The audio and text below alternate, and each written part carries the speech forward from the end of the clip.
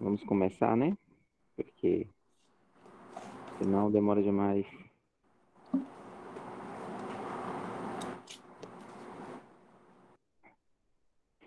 Então, boa tarde a todos, sejam todos e todas bem-vindos, né, ao nosso encontro. Hoje é o primeiro encontro com padrinhos e ou madrinhas, né, de Crisma, onde nós vamos estar fazendo essa preparação para um pouquinho nos conscientizar do nosso papel enquanto cristãos católicos, apostólicos, romanos, da Igreja Católica Apostólica Romana, né? De estar auxiliando esses nossos irmãos mais novos na fé, no sentido de que acompanhá-los nessa caminhada, né? Então, nós vamos fazer um pequeno, é, uma pequena caminhada, né? Para poder conhecer, para poder ver quais são os detalhes nessa caminhada, para poder desenvolvermos essa função, esse serviço, esse acompanhar dos nossos afiliados a partir de agora, certo? Então, todos sejam bem-vindos e bem-vindas ao nosso encontro. Nós vamos, primeiro, fazer uma oração inicial, depois nós vamos fazer uma pequena apresentação de cada um, tá bom? Eu vou projetar uma telinha aqui para vocês, para a gente poder acompanhar a tela, depois a gente volta e conversa.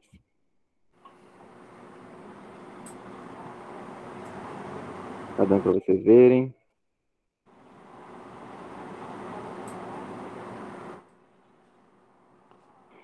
Tô vendo. Ótimo. Aqui também tá ok. Tá ok, né? Então, Guilherme, lê essa mensagem para a gente aí, por favor, que está logo na frente, para a gente poder tentar sintonizar um pouco no que é que a gente vai ver hoje.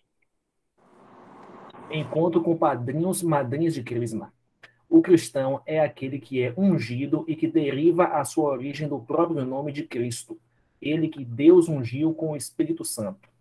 O sacramento da Crisma quer reavivar em cada fiel esta plenitude do Espírito Santo, para que ele seja testemunha de Cristo no mundo, com muita coragem, inspiração e sabedoria. Sem o Espírito Santo, o cristão não tem força para vencer o pecado, o medo e a tibieza espiritual.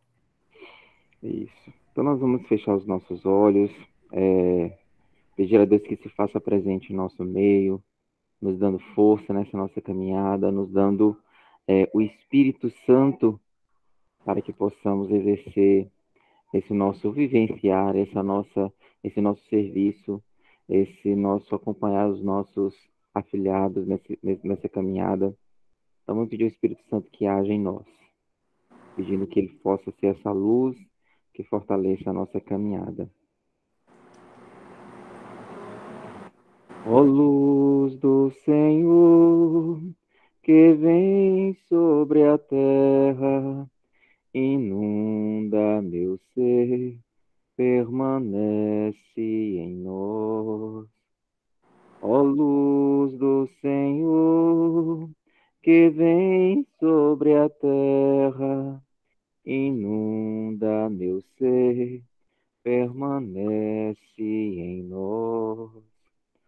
Ó luz do Senhor, que vem sobre a terra, inunda meu ser, permanece em nós. Irmãos e irmãs, boa tarde. Cristo, verdadeiro homem, experimentou profundamente o aniquilamento da morte para efetuar a vitória sobre ela e tornar dela participante que nele crê. Em Cristo, novo Adão, os justos do Antigo Testamento, todos os homens que buscaram a Deus com o coração reto, encontram a plenitude daquele que viveram na esperança. Cristo, o homem fiel a Deus, não foi entregue à corrupção, mas vivificado pelo Espírito, subiu ao céu, proclamando a glória de Deus e manifestando-se Senhor de todas as coisas, no céu, na terra e debaixo da terra. Assim, para todo aquele que crê, a morte não é o fim da vida, mas a vitória sobre os limites da condição terrena e a participação da vida eterna de Deus assim é a ressurreição. Eu vou cantar e vocês repetem, tá? Mas aí pode permanecer de áudio desligado mesmo, porque senão, se a gente cantar junto, aí fica muito desconexo, tá bom? Aí de onde vocês estiverem, vocês cantam mesmo. Verdadeiramente ressurgiu Jesus. Cantemos aleluia, resplandece a luz. Venham, ó nações, ao Senhor cantar. Ao Deus do universo venham festejar. Seu amor por nós firme para sempre. Sua fidelidade dura eternamente. Para ti, Senhor, toda noite é dia. Tua ressurreição é luz que nos recria. És a luz do mundo, esplendor do Pai. Cristo, pastor e guia, em nossos passos vai. Suba nosso incenso a ti, ó Senhor. Este louvor pascal se oferta com amor. Nossas mãos orante para o céu subindo. Cheguem como oferenda ao som deste hino. Glória ao Pai, ao Filho e ao Santo Espírito. Glória à Trindade Santa, glória a Deus bendito. Aleluia, irmãs, aleluia, irmãos. Cristo é nossa Páscoa, a Deus louvação. Então, hoje nos reunimos em torno de Cristo ressuscitado e aquecidos por sua luz, queremos celebrar a sua Páscoa. Fazemos este momento de modo muito orante, pois é de muita profundidade. Estamos celebrando Cristo que vive e caminha conosco, Ele é o cume da nossa fé. Vamos lembrar e dizer fatos, pessoas ou situações que marcaram a Semana Santa e o início. No momento podemos também falar e fazer um breve comentário sobre os sacramentos que cada um já recebeu. Então, nós podemos assim abrir o nosso áudio e falar alguns motivos, né? Ou pessoas, ou situações para a gente rezar hoje.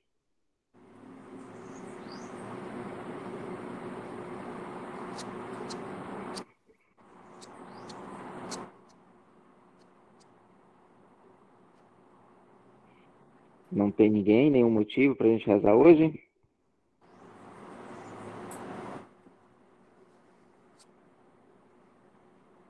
Vamos rezar para o fim da guerra na Ucrânia. Não ouvi. Vamos rezar pelo fim da guerra na Ucrânia. Rezar pelo fim da guerra na Ucrânia.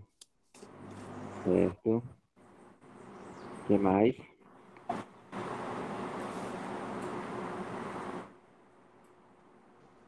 Por todos os crismandos que se mantenham firmes na fé e sigam o caminho de Jesus. Todos os crismandos.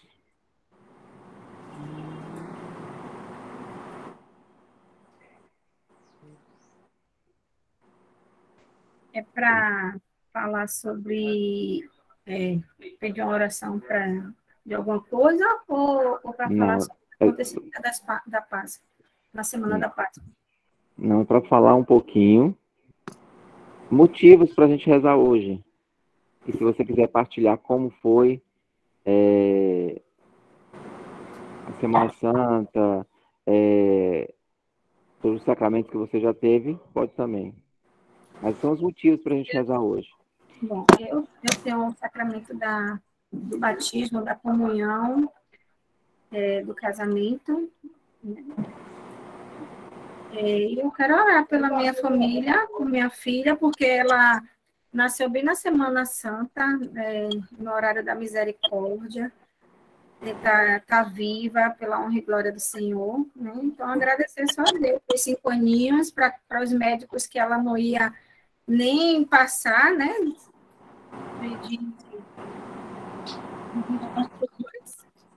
Tá aqui, né? 5 anos, então só agradecer. Uhum.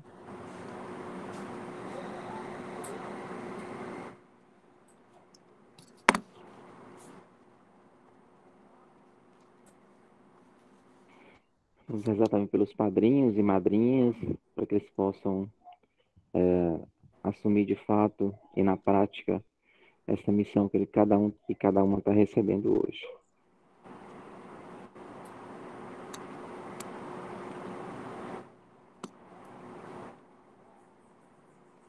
Vamos pegar nossa Bíblia lá em Lucas, capítulo 9, versículos de 57 a 62.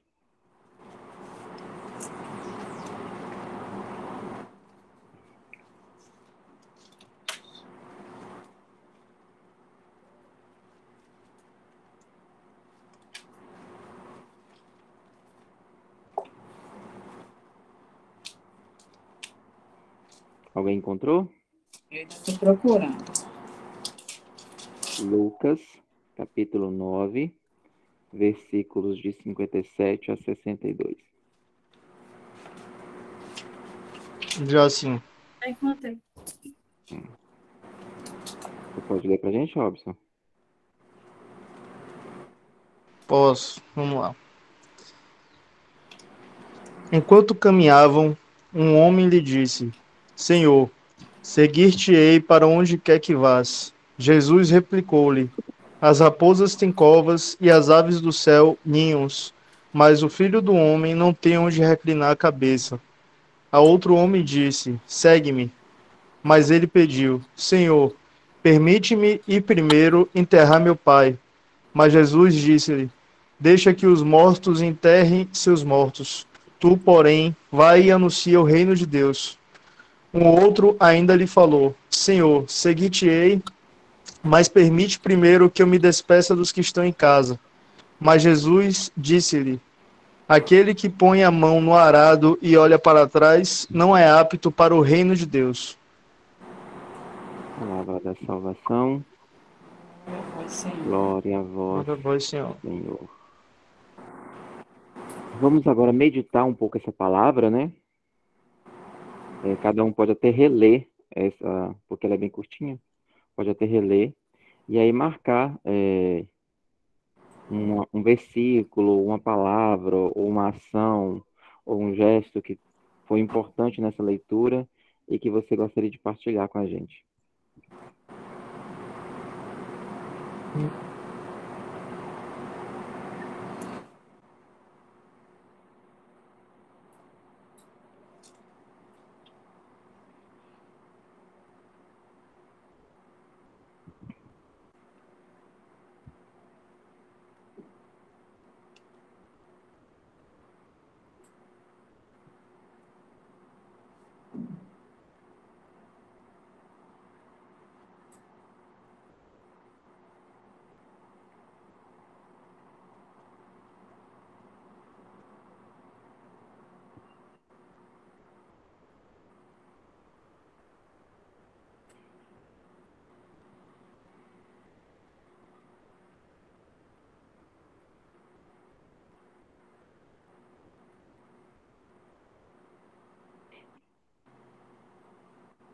E aí, podemos partilhar?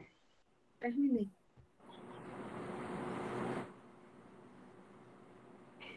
O que essa leitura diz para cada um de vocês? Que vocês marcaram aí de importante?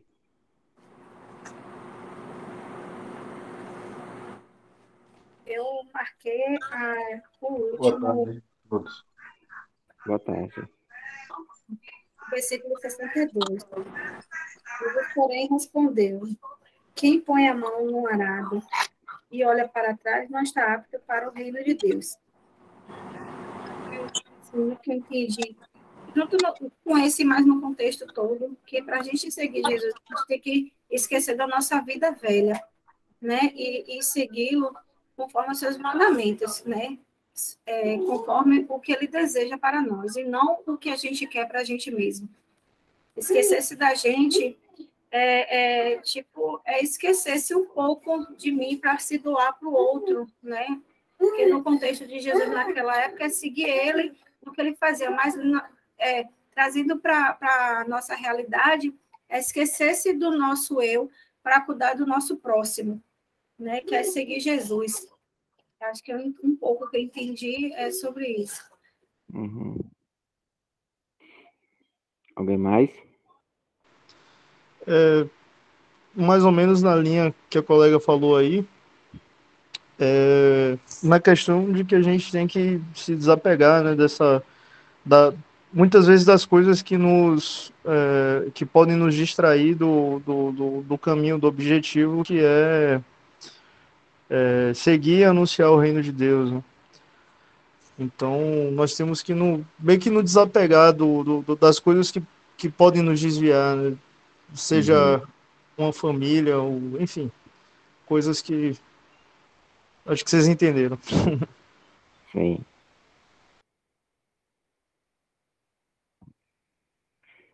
Quem mais? Eu concordo, José, com tudo que os colegas falaram, né? E entendo assim que a gente tem um desprendimento, né, das coisas terrenas, né? E colocar nosso coração mais para o Pai, para a fé, para segui-lo, né? Compreendi, sim. Certo. Quem mais?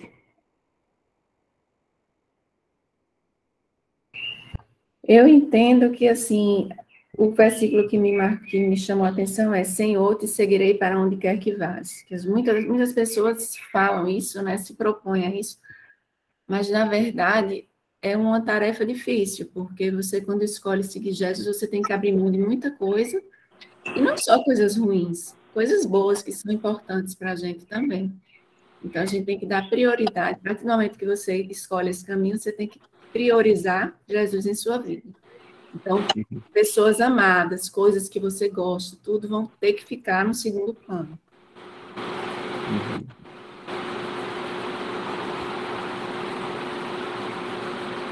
Quem mais?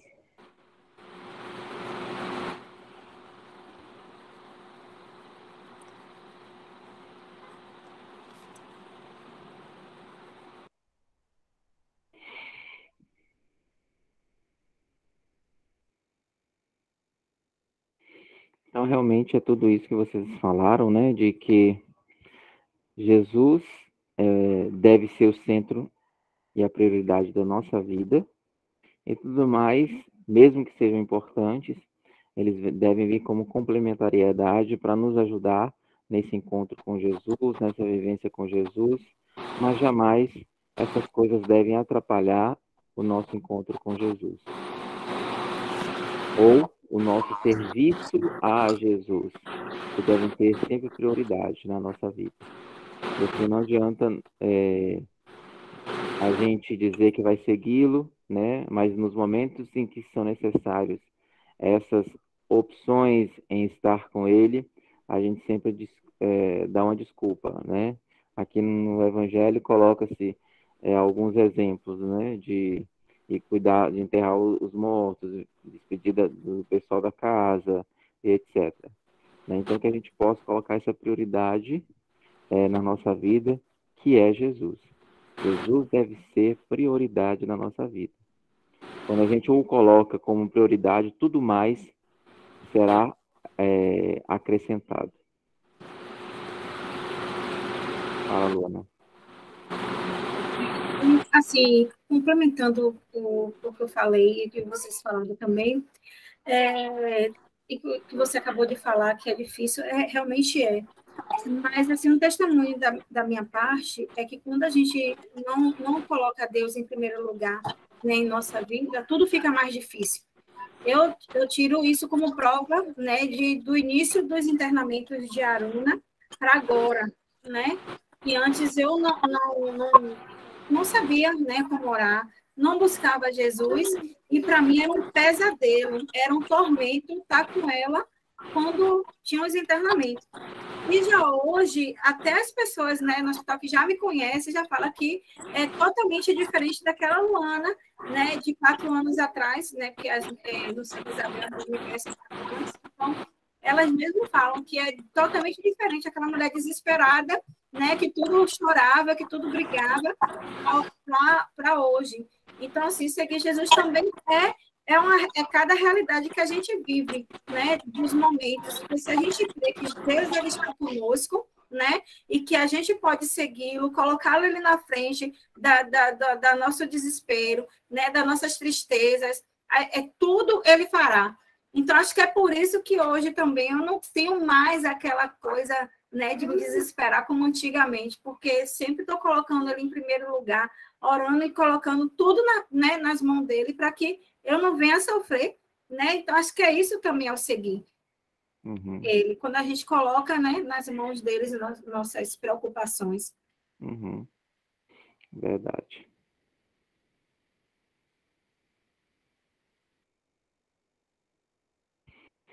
Confiantes na presença do Mestre. Um instante. Eu querendo entrar aqui. Então, confiantes na presença do Mestre que está entre nós, na alegria da Páscoa, louvemos ao Senhor e peçamos que faça com que a ressurreição se irradie em nossas vidas e no mundo inteiro, e digamos juntos. Todos juntos? Cristo, nossa Páscoa, nós te louvamos. Aí cada um pode fazer um pedido, uma prece, um agradecimento a Deus. E aí nós respondemos isso. Cristo, nossa Páscoa, nós te louvamos.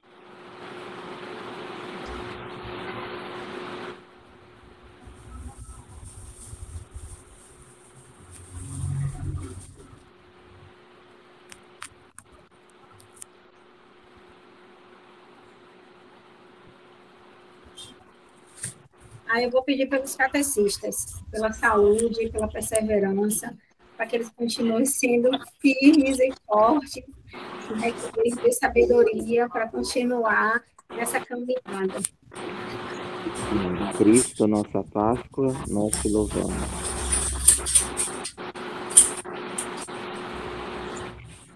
Alguém mais? Quer pedir a Deus por alguém? Pela saúde de nossas famílias, amigos, catequistas e pelos professores. Cristo, nossa pela Páscoa. Saúde de nossas famílias, amigos, catequistas e professores. Cristo, nossa Páscoa, nós te louvamos.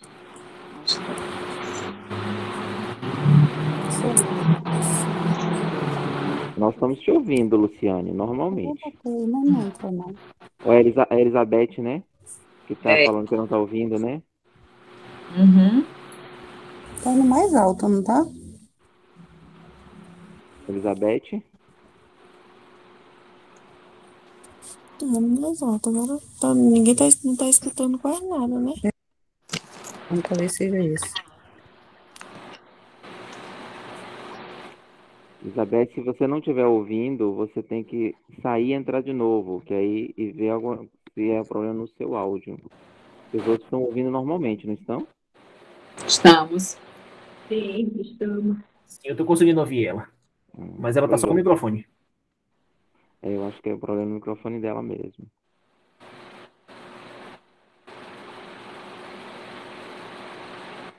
Então vamos rezar juntos a oração que que Jesus Cristo nos ensinou a chamar Deus de Pai e que esse Pai possa se fazer presente na nossa caminhada. Pai nosso, que estais nos céus, santificado seja o vosso nome, venha a nós o vosso reino, seja feita a vossa vontade, assim na terra como no céu. O pão nosso de cada dia nos dai hoje, Perdoai as nossas ofensas, assim como nós perdoamos a quem nos tem ofendido, e não nos deixeis cair em tentação, mas livrai-nos do mal. Amém. Vamos fazer uma pequena apresentação para eu conhecer um pouquinho vocês aí?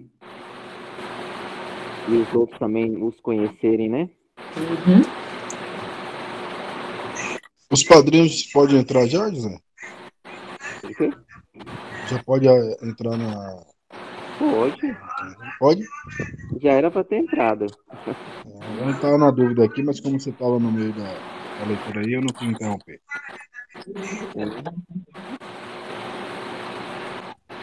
Então vamos nos apresentar aí, pode ser livre. Só que não aparece minha pessoa.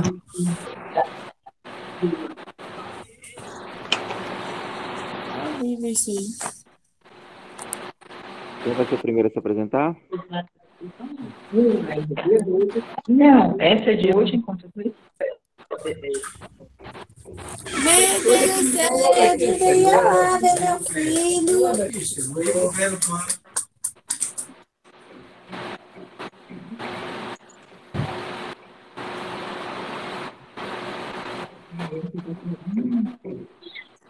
E aí, gente, vocês não vão se apresentar, não é? Eu vou começar, então. Isso. Meu nome é Luciane, fazendo parte do grupo, né? Primeiro de batizamos, depois da crisma, agora estou na crisma agora, para finalizar. Uhum. Foi. Então vamos lá. Gustavo e Juliana. Nós estamos preparando para fazer a crisma. Minha madrinha é Gisele. E o meu padrinho é Fernando. Esqueci de falar quem é o meu padrinho.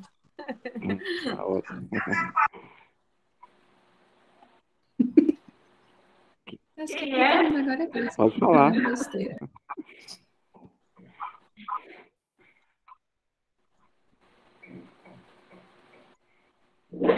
Vamos lá. Boa tarde, meu nome é Eliane Barreto. Eu vou estou seguindo para poder ser crismada. A minha madrinha é Elizabeth, ela está aqui, ou Maria Bernadette, ela está aqui ao meu lado. Em breve seremos afilhados e madrinha. Deus permitir. Meu nome é Jorlan Pereira. Eu preparo para o crisma também. E minha madrinha é Mariana Rodrigues, acabou de entrar. Uhum.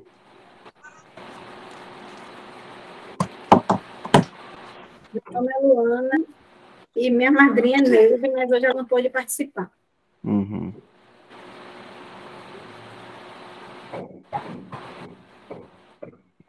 Quem mais?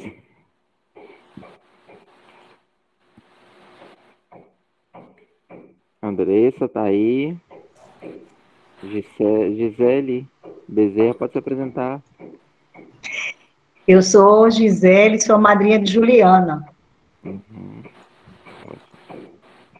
Moro em João Pessoa. Ah, tá. Ótimo. Eu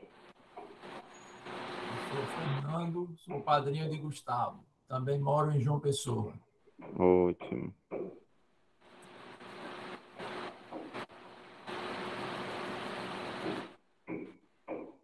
Meu nome é Robson.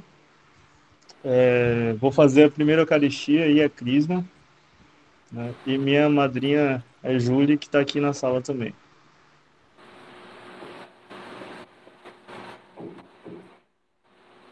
Andressa escreveu aí, né?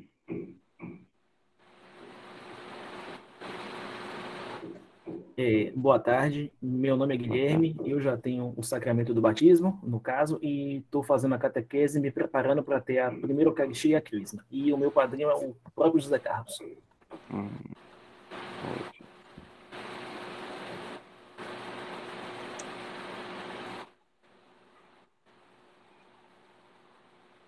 Julie vai se apresentar. Oi, eu sou Julie, sou madrinha de Robson. Ótimo. Então sejam todas e todas bem-vindas e bem-vindos. Então nós vamos começar, né, ao tema de fato do nosso encontro de hoje, Nós vamos fazer uma revisão um pouquinho sobre os sacramentos, dar ênfase ao sacramento da crisma, que é o que nós vamos ser os padrinhos dos crismandos, então conhecer direitinho esse sacramento para a gente poder vivenciá-lo junto com os nossos afilhados. Vocês sabem quantos sacramentos nós temos? Quem sabe aí? 7. 7, né? Muito. Isso, são 7 sacramentos. Quais são os nomes? Tem o batismo. É o batismo, a confirmação. Unção dos enfermos. Isso. É Eucaristia. Casamento. Casamento. Isso, que é o matrimônio. O que mais? Penitência. Confissão. Unção dos enfermos. Isso, unção dos enfermos. Exatamente. Então, pelo desenho que está aí, a gente já dá para ter essa ideia, né? E faltou só um, né? A ordem, isso. Né? Ordem. Ordem, que é para ser padre. Então, não apertei, não sei. Deixa eu ver.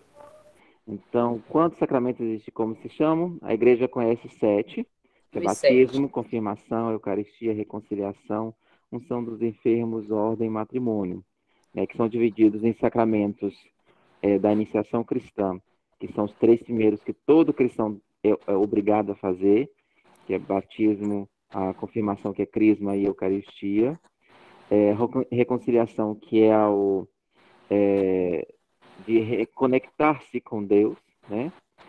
Que é o da cura, que são os 2 da cura, que são a reconciliação e a unção dos enfermos, que a unção dos enfermos, através do óleo, acreditamos que a pessoa será curada, e o do serviço, que é ordem e matrimônio, né? Que os padres se colocam a serviço para poder ajudar-nos nessa caminhada de encontro com Deus, e matrimônio um serviço na constituição de uma família.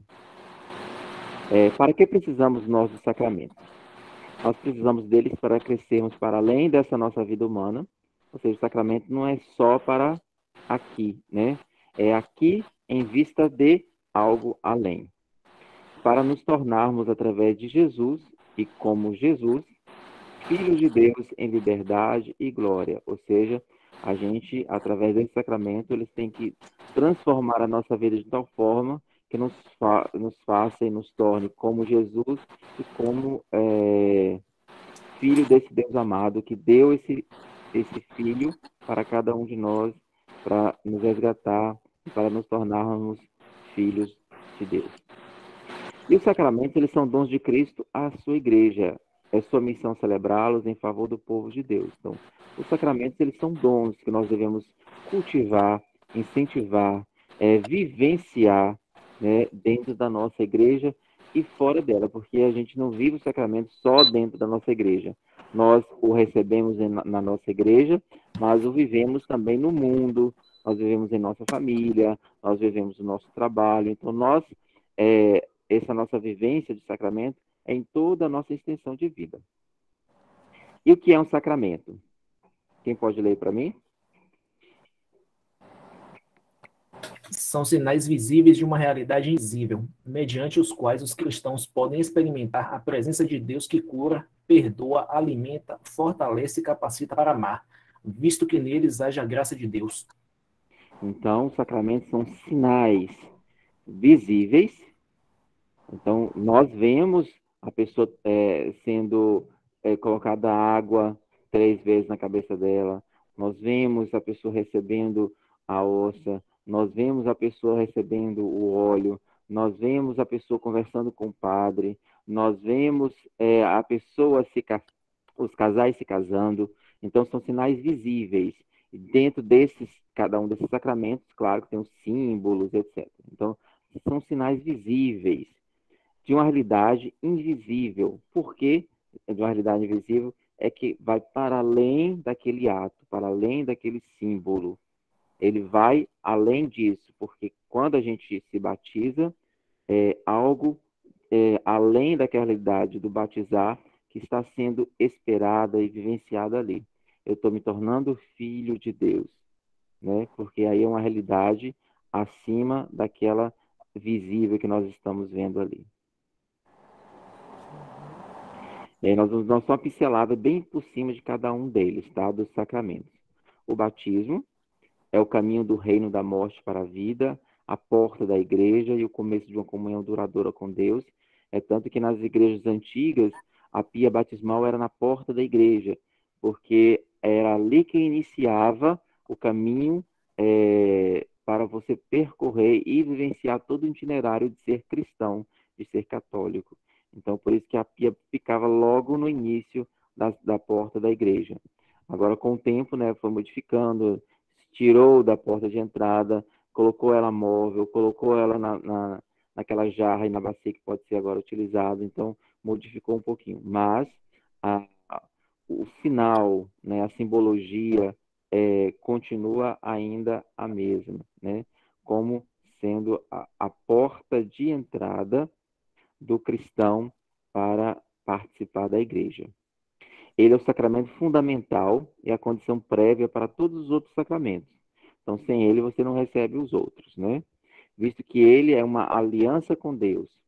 O batizando ou pais no batismo de criança deve aceitá-lo na liberdade, né?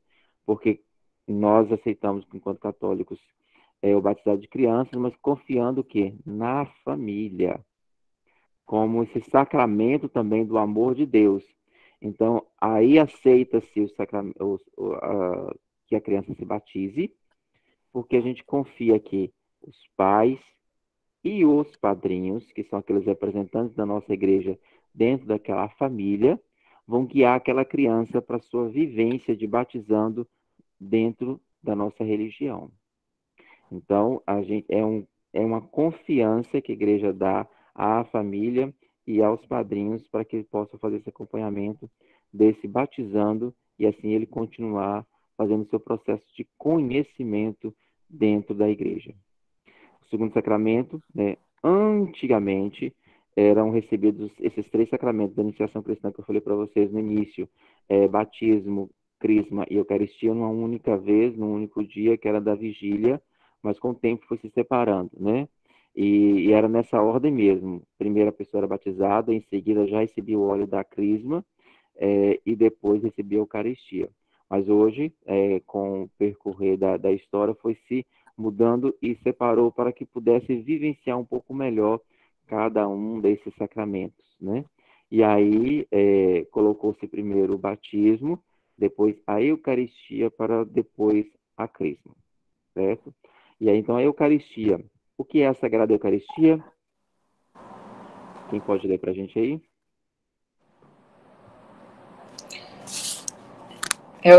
Posso ler? Pode. É o sacramento em que Jesus Cristo entrega o seu corpo e o seu sangue, ele próprio, por nós, para que também os entregamos e nos unamos a ele, na Sagrada Comunhão. Assim, nos ligamos ao corpo de Cristo, a Igreja, o terceiro sacramento da iniciação cristã. Isso. Como eu falei para vocês antigamente, ele ficava no terceiro, agora ele está no segundo, né? Então, mas unindo-se a esses 3, que é batismo, Eucaristia e crisma, formam os sacramentos da iniciação cristã.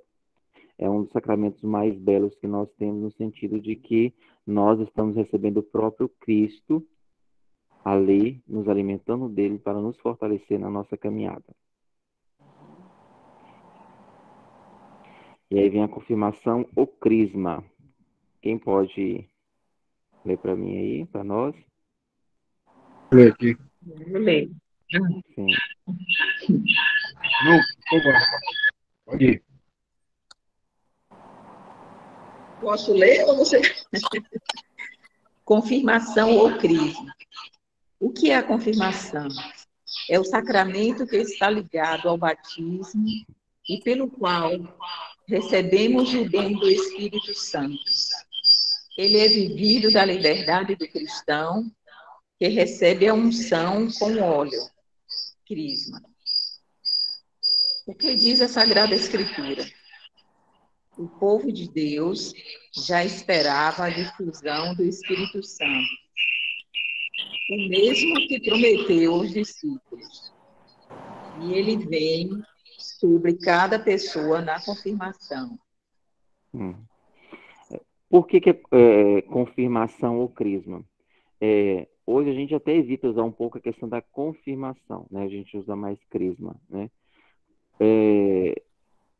Se chama ainda confirmação pelo fato de que as pessoas diziam que a crisma era a confirmação do batismo, como se fosse algo atrelado, né, e dependente do batismo, né? Então, você recebia o Espírito Santo no batismo, mas parece que ficava meio incompleto lá, e aí você confirmava cá. Mas não, né?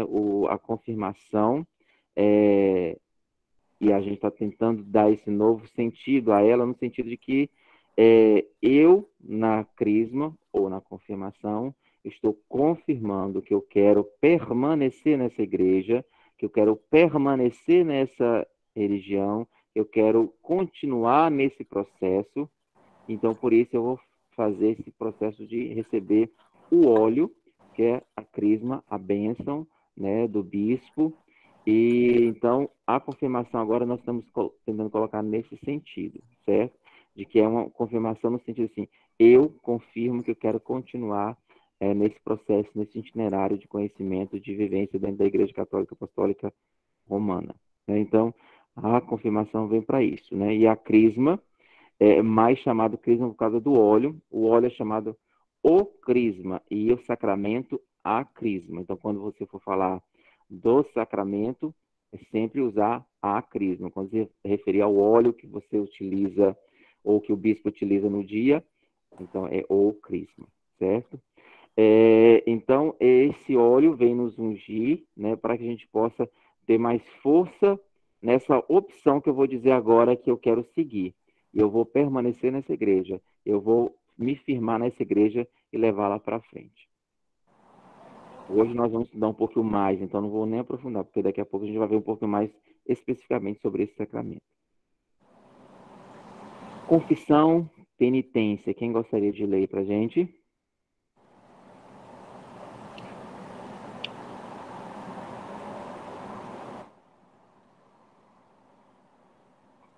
Jorlan, você que ia ler? Pode ler aí? Posso sim, sem problema. Como se designa o sacramento da penitência? O amor de Cristo revela-se no fato dele procurar quem está perdido e curar quem está doente. Por isso, são nós concedidos os sacramentos da cura e da generação, nos quais somos libertos do pecado e fortalecidos nas debilidades do corpo e da alma. Pode ser chamado também de reconciliação, do perdão, da conversão ou da confissão.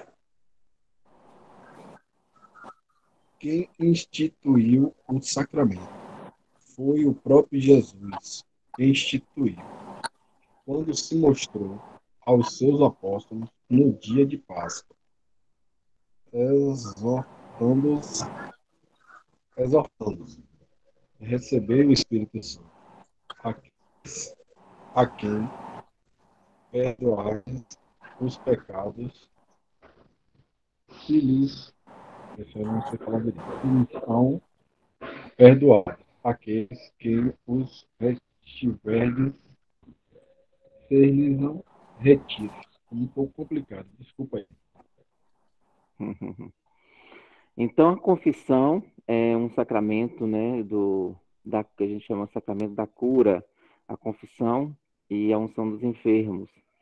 Ele vem para nos ajudar a nos aproximar mais de Cristo.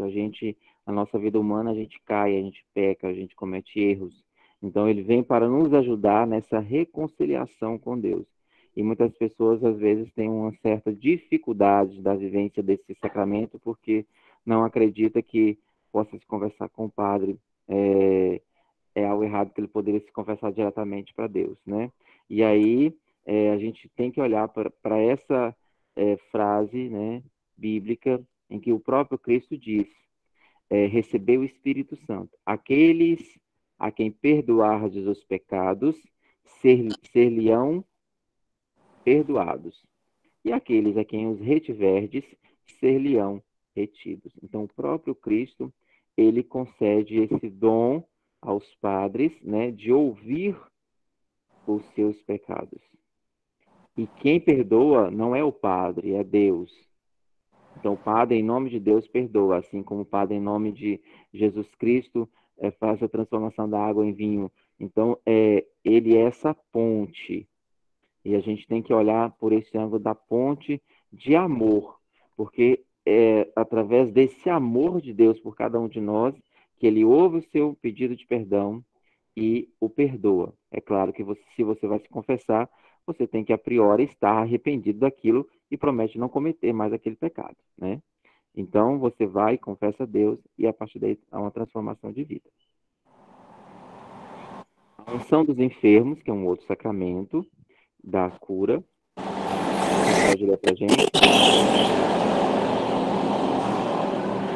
Para quem foi pensado o sacramento da unção dos enfermos, qualquer pessoa que creia pode receber este sacramento, desde que se encontre numa situação de doença crítica. Isso. Então, a unção dos enfermos vem para nos ajudar nesse sentido de fortalecimento da nossa fé em Deus, na cura. Através do óleo que é passado, das orações que são feitas, a pessoa ela vai sendo curada em Cristo e fortalecida na sua fé para que ela possa se curar também. A ordem. Quem pode ler? O que é a ordem? Os sacerdotes da antiga aliança encaram a sua missão como uma mediação entre o celeste e o terreno, entre Deus e o seu povo, sendo Cristo o único mediador entre Deus e a humanidade. Ele aperfeiçoou e concluiu este sacerdócio. Depois de Cristo, o sacerdócio só pode existir em Cristo, na imolação de Cristo na cruz e através do chamamento e do envio apostólico de Cristo. Quais são os graus da ordem? Bispo, presbítero e diácono. Quem é ordenado recebe o dom do Espírito Santo, que lhe é concedido por Cristo através do bispo, e que lhe dá uma autoridade sagrada. Quem pode receber este sacramento? Qualquer homem batizado e católico que a igreja chamar a esse ministério. Isso. Então, a ordem é para ser padre, né? É um sacramento exclusivo para os homens, né? Que são chamados e que têm a vocação a esse ministério, né? Então, eles são ordenados, tanto padres ou presbítero, que é a mesma coisa, diácono, alguns podem ser diáconos permanentes, que é aqueles que são casados, que podem ter uma família, são ordenados diáconos, mas não pode ser padre, a não ser que se tornem viúvos, que aí podem pedir também a ordenação presbiteral. Então, primeiro ordenado diácono, depois ordenado presbítero, e aí, se acaso for necessário dentro da igreja, o Papa chama também para ser bispo. Matrimônio, quem gostaria de ler? Matrimônio. O que é necessário? 3 elementos. Letra A. O consentimento livre. B. A concordância com uma união para toda a vida e apenas com consorte. E C. A abertura aos filhos. Por que indissolúvel? Por 3 razões. Primeiro, porque corresponde à essência do amor entregar-se mutualmente sem reservas. Depois, porque ele é a imagem da incondicional fidelidade de Deus à sua criação.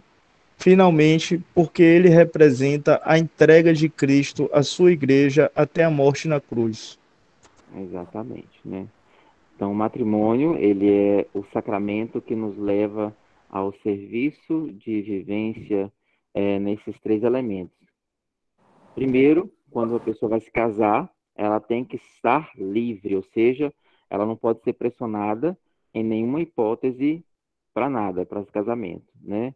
Não é por determinadas situações pessoais que ela é obrigada a casar, né? É tanto se for comprovado esse consentimento por obrigação de algum outro elemento, pode-se pedir a nulidade do casamento, né? Então, o casamento tem que ser livre, ou seja, eu opto livremente em casar-se com a outra pessoa, né? Então, não pode estar atrelado a nenhuma outra obrigação, a não ser a vivência de abertura aos filhos e também a vivência para o outro. B, a concordância com a união para toda a vida e apenas com o consorte, ou seja, uma união que seja monogâmica, né? E que também, ao casar, a gente tem que acreditar que seja para toda a vida. Se a gente for casar ou casou e não tem essa concepção, e se for comprovado, pode pedir nulidade de casamento realmente, porque é um dos objetivos do casamento. E outra é a abertura aos filhos. Quando a pessoa se casa, né, o casal se casa, ela tem que estar aberta aos filhos, ou seja, a ter filhos, né? E aí, porque é indissolúvel, né, já foi falado aí, corresponde à essência do amor, entregar-se mutuamente sem reserva a Deus, né? Por isso, a gente acredita que é indissolúvel nessa vivência. E aí nós vamos entrar especificamente no sacramento da confirmação ou crisma, para que a gente possa conhecer um pouco mais e, a partir daí, ter essa noção mais profunda desse sacramento que nós estamos sendo padrinhos e madrinhas. Então, o sacramento da confirmação. Punham as mãos sobre os que tinham sido batizados e recebiam estes o Espírito Santo, lá em Atos 8, 12 e 17. Então, esse é das frases bíblicas que enfatiza e coloca a realização desse sacramento. Então, qual é a conceituação da crisma, né? Do latim confirmare ou confirmação, tem um sentido de consolidar, confirmar, através do sacramento da crisma, o cristão confirma sua fé e adesão a Jesus, assumir seu papel na comunidade. E nós temos que estar bem claros, viu? Enquanto crismandos e enquanto padrinhos e madrinhas, que a crisma, ele vem para quê? Confirmar a nossa fé e adesão também, claro, a Jesus Cristo. E a partir desse momento que eu assumo, que eu me adiro a Cristo, eu então vou assumir um papel dentro da comunidade, ou seja, dentro da minha igreja eu vou assumir alguma coisa para poder fazer com que esse Jesus Cristo seja levado para frente, seja vivenciado, experienciado por outras pessoas. Por isso que a crisma é considerado o sacramento do compromisso, o sacramento da responsabilidade, que quando eu recebo, eu estou me comprometendo que eu vou vivenciar algo dentro da igreja, que eu vou assumir algo nessa minha igreja para poder seguir em frente. Muitos pensam que a confirmação seja uma simples assumir consciente o batismo, como eu estava falando para você. Essa afirmação não é verdadeira. Se fosse simplesmente assumir o compromisso batismal, não seria sacramento. Existe algo de mais profundo nela, e é esse algo mais profundo que a torna sacramento. A confirmação é a continuidade da obra iniciada no batismo, então ela se inicia lá no batismo. O batismo, confirmação e Eucaristia são chamados sacramentos de iniciação cristã, como já falei para vocês, pois introduzem a pessoa numa vida nova, como filho de Deus, com tarefas dentro e fora da igreja, que é o seu testemunho, levando-a à perfeita sintonia, que é a comum união entre as pessoas da comunidade e fora dela, com Deus e com a comunidade, que é a igreja e é o povo de Deus. Então, todo sacramento é um sinal que recorda o acontecimento de Cristo Salvador. A confirmação é o sacramento que torna visível o dom do Espírito. Então, através dali, eu estou executando atos, vivendo atos, testemunhando atos de que o Espírito Santo age. O Espírito Santo é comunicado ao fiel como dom, como presente, né? Então, quando o crismando recebe esse sacramento, ele recebe esse dom do Espírito Santo, que são 7 dons, e através desses 7 dons, eu coloco esses dons à disposição da comunidade, à disposição do outro, para que possa esse Espírito Santo frutificar em minha vida. Então, como sendo um dom divino para o crescimento espiritual do homem, da mulher, a serviço da vida e do reino, no seguimento a Jesus. Pelo sacramento da confirmação, aqueles que renascem no batismo recebem o dom do Espírito Santo, são enriquecidos por ele com uma força especial, como está lá no Lumen Gentium, no parágrafo 11. Marcados por esse sacramento, ficam mais perfeitamente unidos à igreja e mais estritamente obrigados a espalhar e a defender a fé por palavras e atos, como verdadeiras testemunhas de Cristo. Na crisma, o cristão recebe o Espírito Santo, como os apóstolos receberam no dia de Pentecostes, né? Quem não lembra como foi em Pentecostes, lá pode ler Atos 2, versículos de 1 a 47, que vai dizer como é que foi, né? Que os discípulos estavam todos reunidos, e aí deu um barulho como um estrondo, e daí do céu desceu pombas como se fosse chamas de fogo, né? E esse foi a descida do Espírito Santo. Esse dom é força para testemunhar Jesus Cristo por toda a parte. A palavra Pentecostes vem da palavra grega Pentecoste, e significa 50º, ou seja, representa 50 dias depois da Páscoa, por isso que é penta, tá? Então, vem 50 dias depois da Páscoa. A Páscoa foi dia 17, né, de abril. Então, com 50 dias é dia de Pentecostes, né, que vai ser, acho que é dia 5 de junho, são 50 dias. Nesse tempo, comemora-se a vinda do Espírito Santo, ou seja, em Pentecostes, né, comemora-se a vinda do Espírito Santo e o nascimento da Igreja Católica, porque é ali com o Pentecostes que nasce a Igreja Católica Apostólica Romana. Antes de ser uma celebração cristã, Pentecostes era uma festa judaica associada ao tempo da colheita, relacionada-se após ao dia em que Deus entregou as tábuas da lei de Moisés no Monte Sinai. O Pentecostes cristão acontece em cumprimento à promessa de Jesus, que após a sua ascensão aos céus, quando enviou o Espírito Santo sobre Maria e os apóstolos, reunidos no cenáculo, conforme São Lucas narra em Atos, capítulo 1, versículos de 4 a 8. No sacramento da crisma se faz o gesto de ungir a pessoa com óleo perfumado. O que se quer dizer com esse gesto? Na segunda carta de São Paulo aos Coríntios, ele diz que pelos cristãos Deus espalha por toda parte o perfume do conhecimento de Cristo, por isso a utilização do óleo. Em toda parte onde o cristão estivesse, deveria se sentir cheiro de Cristo. Que cheiro é esse? É o amor, a bondade, a alegria, a justiça, a obediência, a palavra de Deus, o respeito às pessoas. Esse é o cheiro do cristão, porque é o cheiro de Cristo. Então, que nós, que já somos crismados, possamos exalar esse cheiro de Cristo, de amor, de bondade, de alegria, etc. E vocês, quando receberem esse óleo da crisma, possam também exalar esse cheiro de Cristo aonde vocês forem, né, dando esse testemunho, essa vivência. Isso acontece pela força que o Espírito Santo lhe dá. Então, o Espírito Santo dando força, você vai espalhar, exalar esse cheiro de Cristo. Ninguém consegue essa força se Deus não dá. Por isso, nesse sacramento se festeja este presente de Deus. E aí um pouco da unidade entre o batismo, crisma e eucaristia, que é os sacramentos da iniciação cristã.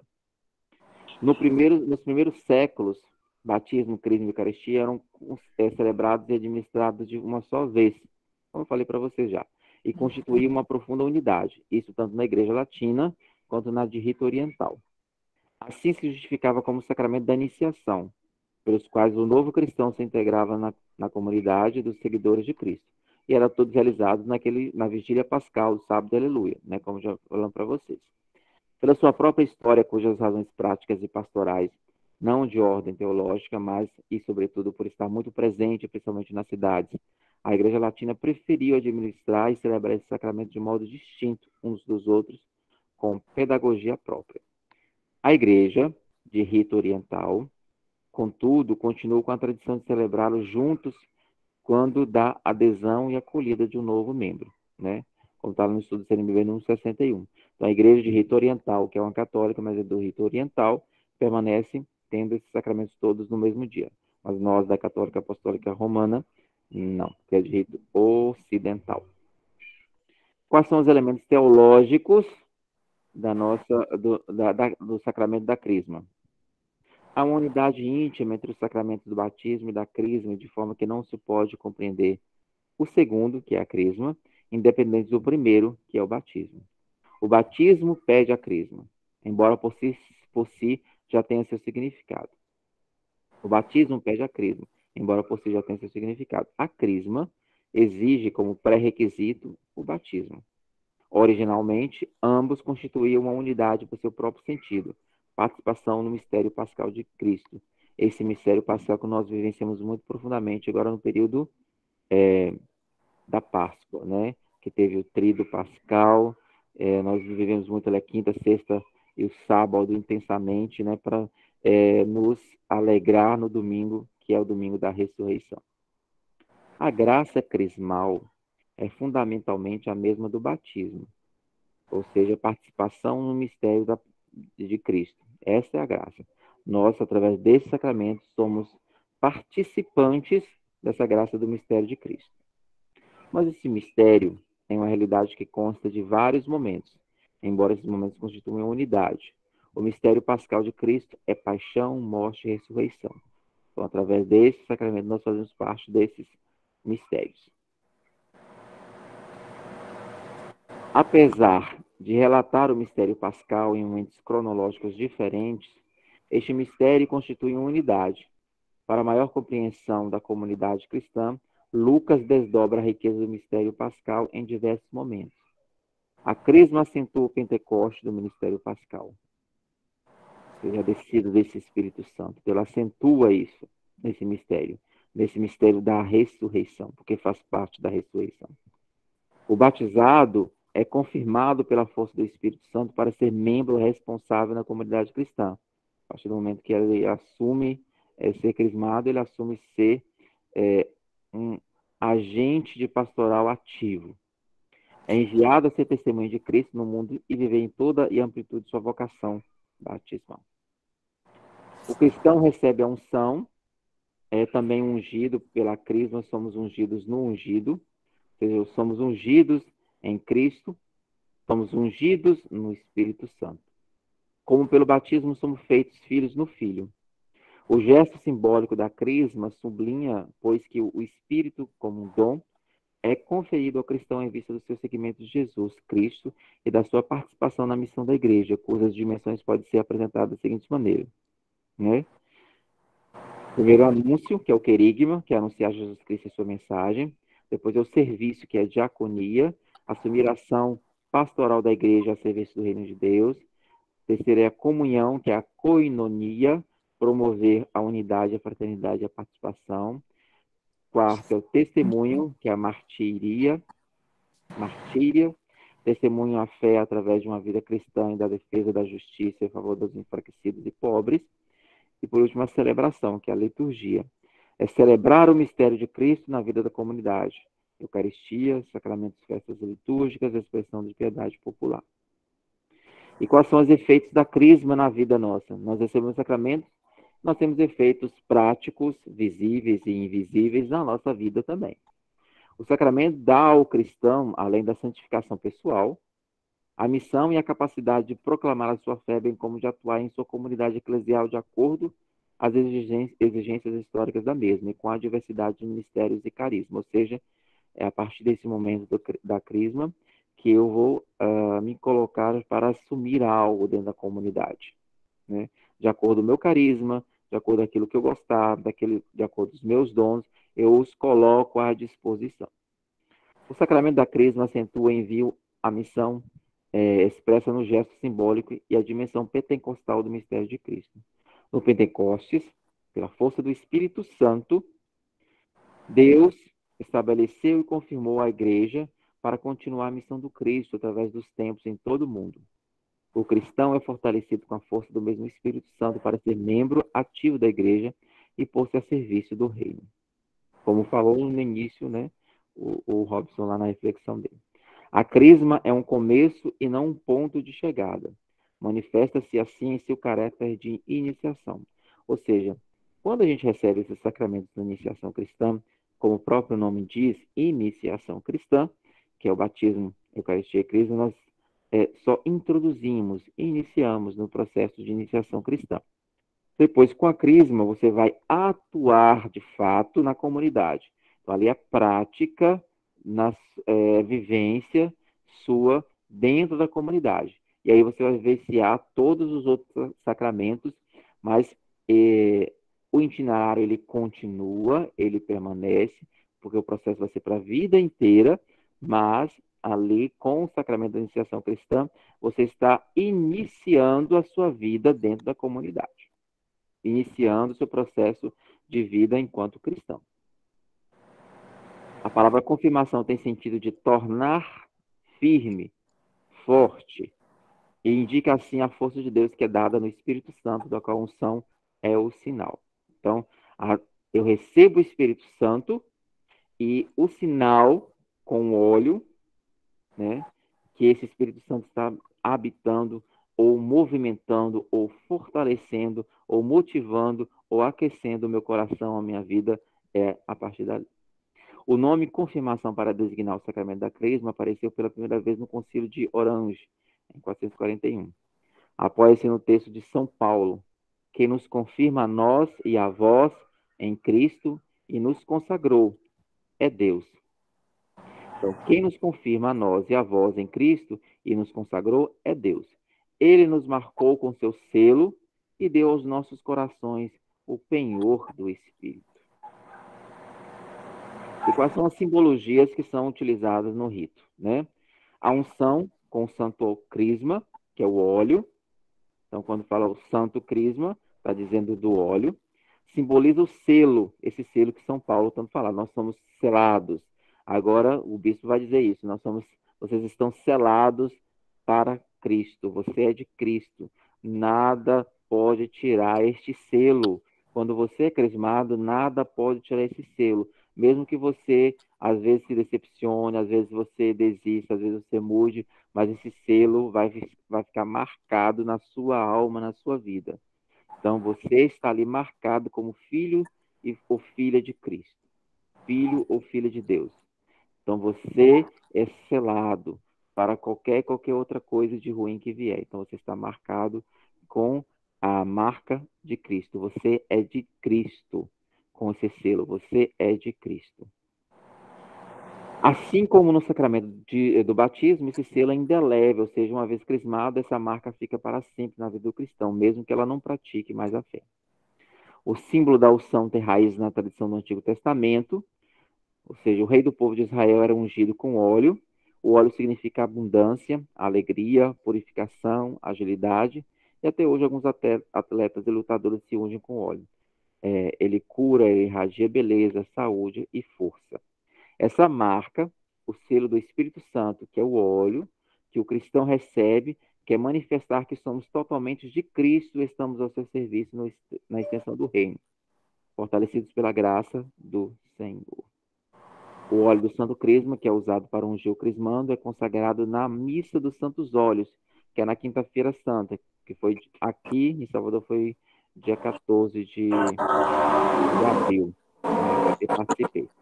Então, nesse dia se realiza uma celebração bonita, e aí todos os óleos são abençoados nesse dia, que é o óleo do batismo, o óleo do Santo Crisma, e também o óleo da unção dos enfermos. Aí são abençoados nesse dia pelo próprio bispo, ou no nosso caso é o arcebispo, Dom Sérgio abençoou, e aí serão distribuídos para todas as paróquias que compõem a nossa arquidiocese. Antes da unção com o Santo Crisma, o bispo estende as mãos, né? Vocês estão lá na celebração. Então, antes da unção com óleo, o bispo vai estender as mãos sobre os crismandos, realizando assim um gesto que desde os tempos dos apóstolos é sinal do dom do Espírito Santo. Então, ele vai estender as mãos sobre vocês e vai fazer uma oração, né? que no Antigo Testamento, ou nos Atos dos Apóstolos, vão dizer, recebeu o Espírito Santo, tal, né? Em seguida é realizado o gesto essencial do sacramento, que é a unção do santo crisma, na fronte do crismando, ou seja, o bispo vai pegar o óleo e vai passar na testa dos crismandos. No momento que o bispo unge o confirmando, ou crismando, diz as seguintes palavras: recebe por este sinal o Espírito Santo, dom de Deus. Após esse gesto, o cristão está crismado e em sua vida se manifestam os efeitos do sacramento, que falamos no início da nossa catequese. Em síntese, poderíamos dizer que aumenta a nossa proximidade com a Santíssima Trindade e com a Santa Igreja. Então, o bispo vai passar o óleo na sua fronte, na fronte de todos os crismandos, e vai dizer: recebe por este sinal o Espírito Santo, dom de Deus. Você pode responder amém, né? No momento que ele fizer isso.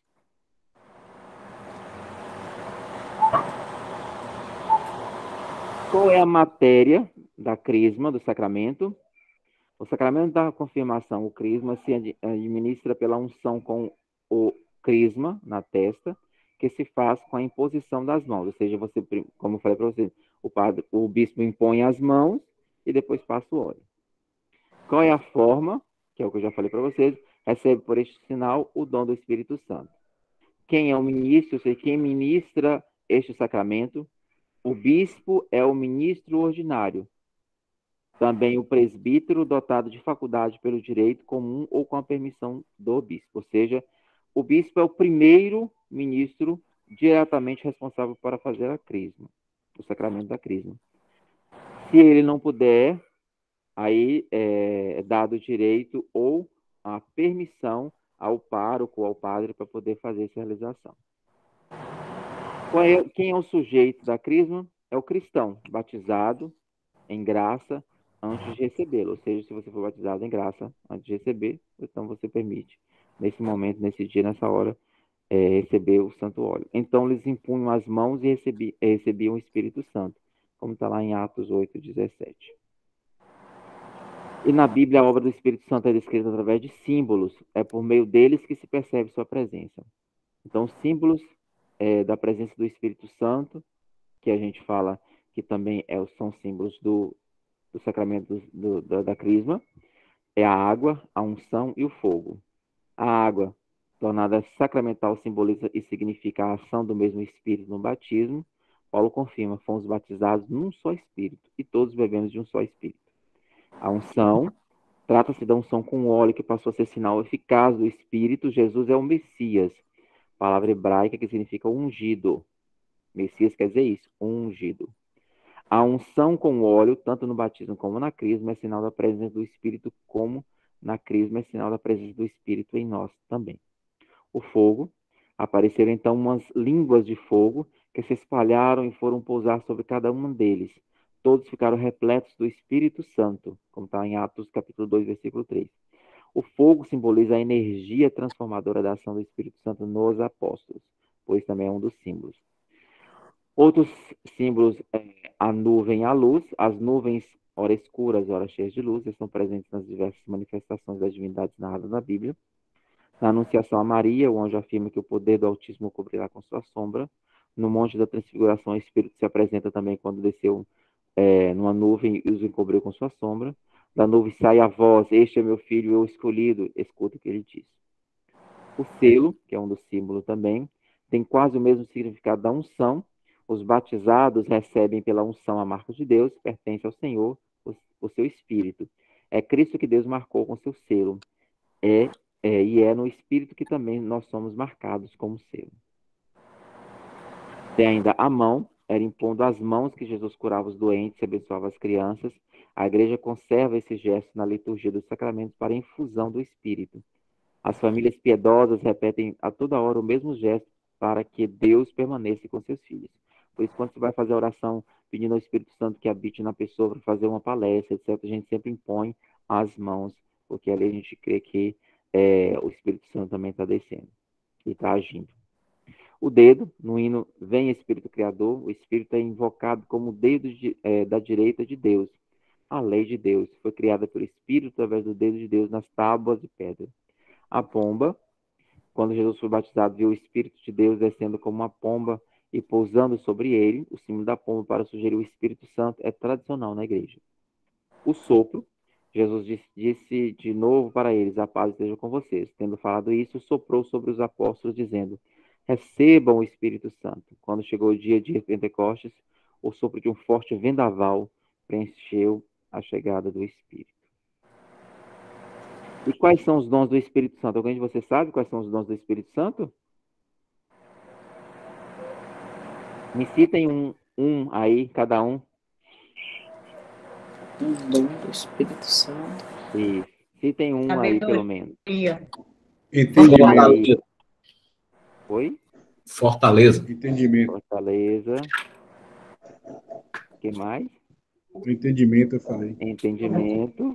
Muito bem. O que mais? Pureza. Pureza? Ô, José, aí no caso são as virtudes? Não.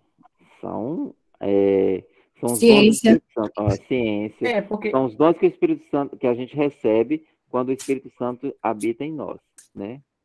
Porque fortaleza e sabedoria são duas das virtudes também. Também cultivadas pelo cristão. Exatamente. Mas não são virtudes. Nesse caso, não Ciência são e temor virtudes. a Deus também. Esse temor a Deus, exatamente. Então, vamos ver aqui, então, agora. Textos bíblicos sobre os dons do Espírito Santo. Olha, nós temos coloquei aqui vários exemplos de textos, né, que colocam os dons do Espírito Santo. Alguns dizem que são 9, outros dizem que são 7.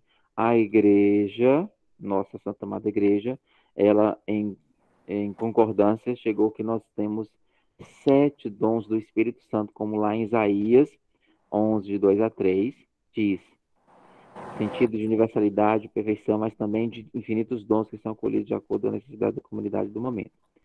Lá em Coríntios, capítulo 12, versículo de 4 a 7, diversidade de dons. Em Gálatas 5, 22, frutos do Espírito Santo. E em Coríntios 12, de 8 a 10, fala de 9 dons. Né? Mas nós, enquanto igreja, em comum acordo, chegamos que nós temos 7 dons através do recebimento do Espírito Santo. O primeiro é fortaleza. Quem pode ler esse dom para a gente aí?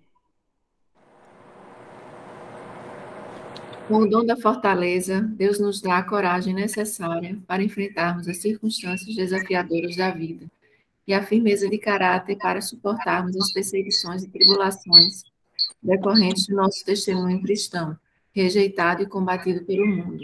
Foi graças ao dom da fortaleza que os santos recusaram as falsas promessas e enfrentaram as ameaças da mundanidade, muitos com o sacrifício da própria vida. Ou seja, o Espírito Santo nos dá fortaleza para enfrentar qualquer situação. Sabedoria. Quem pode ler?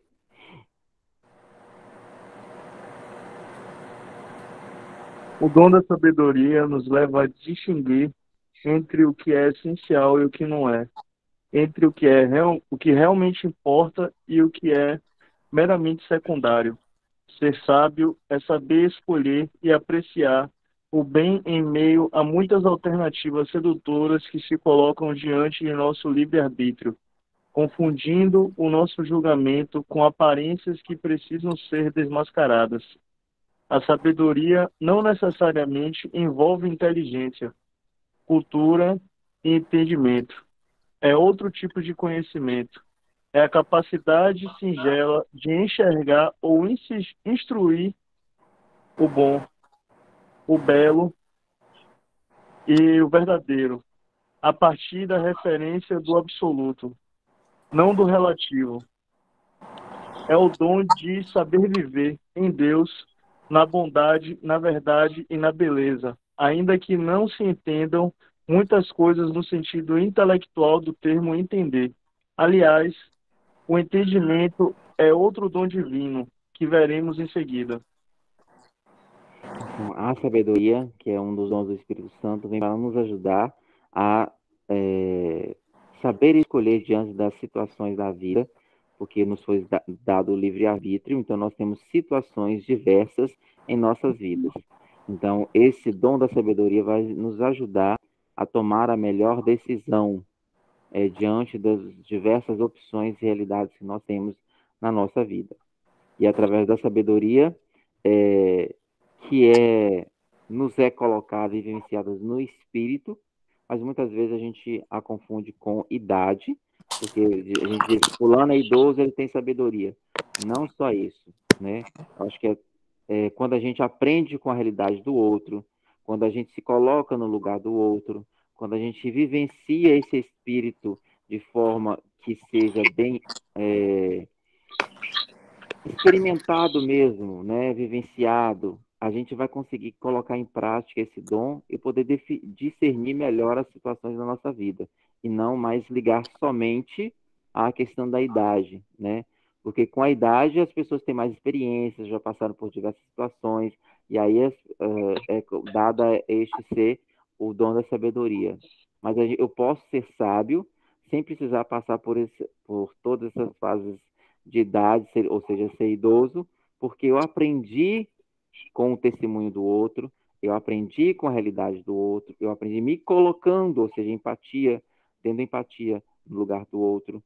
Então, isso também vai nos fazendo aprender a tomar melhor as decisões diante da realidade. Entendimento, quem pode ler para a gente?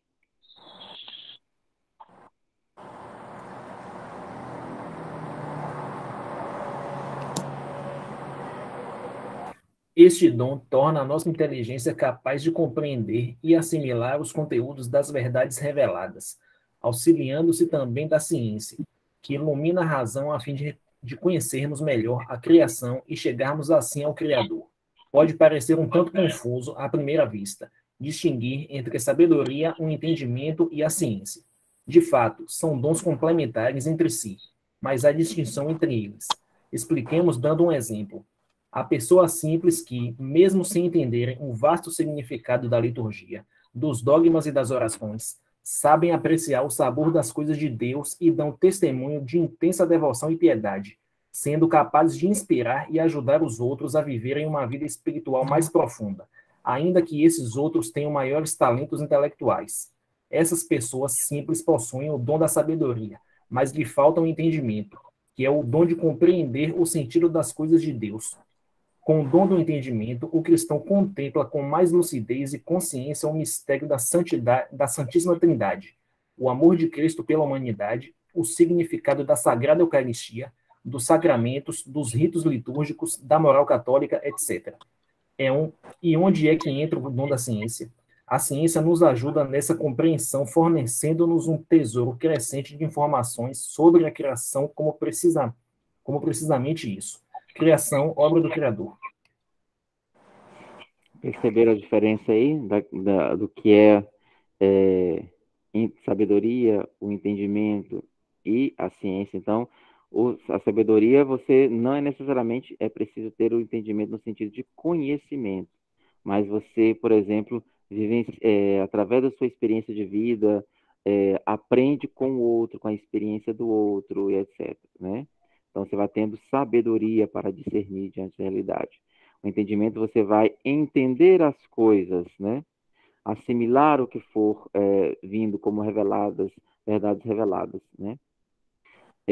Que vai ajudar você a ter a ciência das coisas. E aí vem a ciência. Quem pode ler para a gente? Queria ler, mas só que está muito pequititinho. O meu problema é todo esse também. Eu tô com o celular, então a tela tá menor, então tá muito pequeno para mim. Mesmo que aumente, ainda fica... Quem está enxergando direitinho pode ler.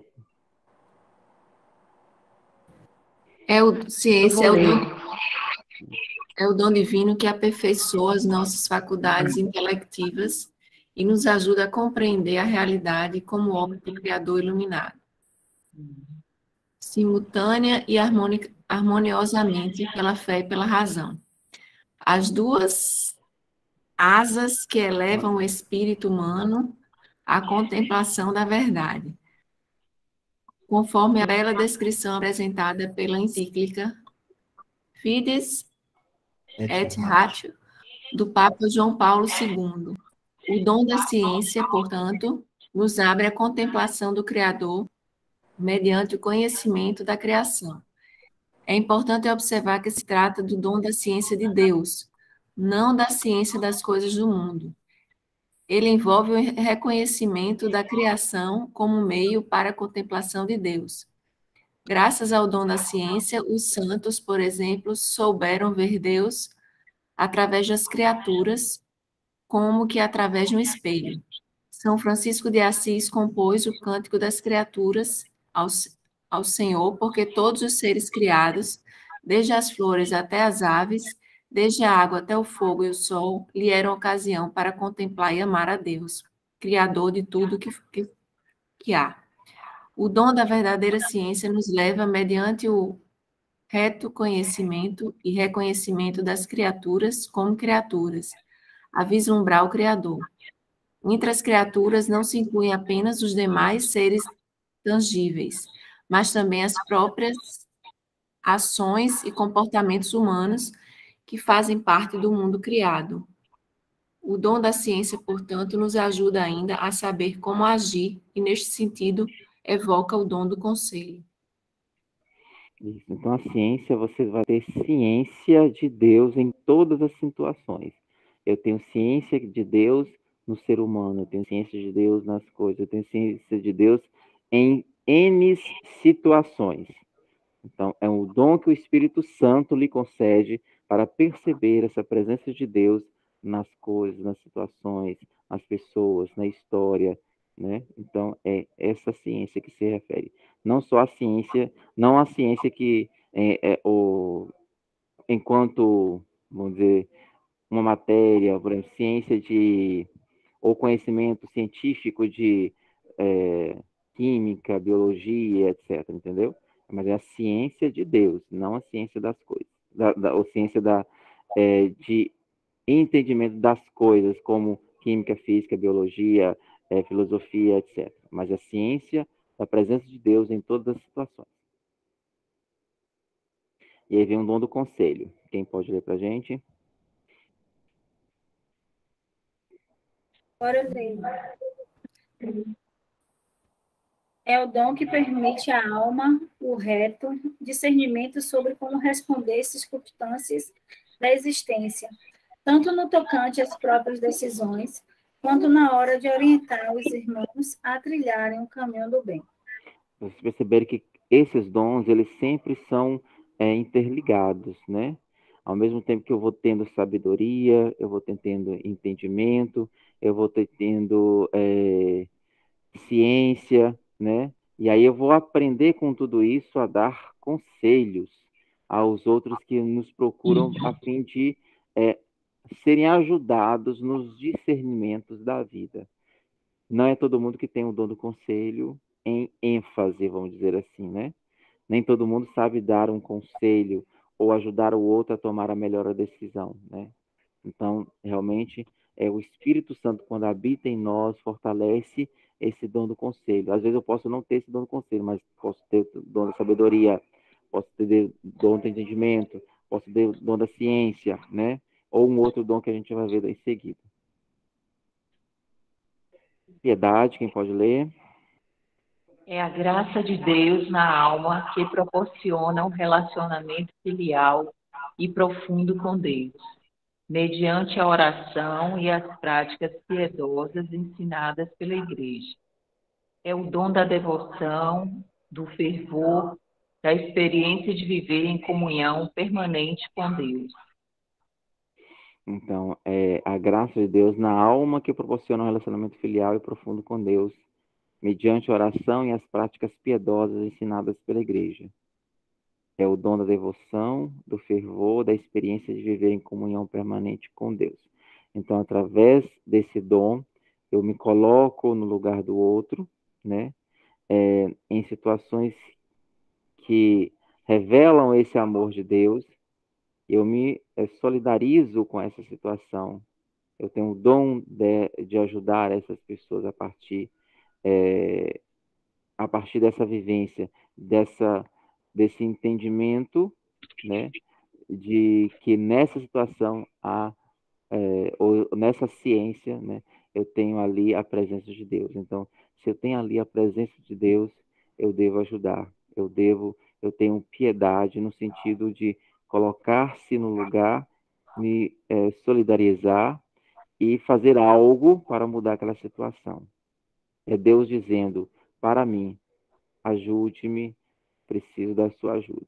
Então você se coloca no dom de piedade, de ajudar aquelas situações a serem transformadas em algo mais vivificante. E temor de Deus, quem pode ler?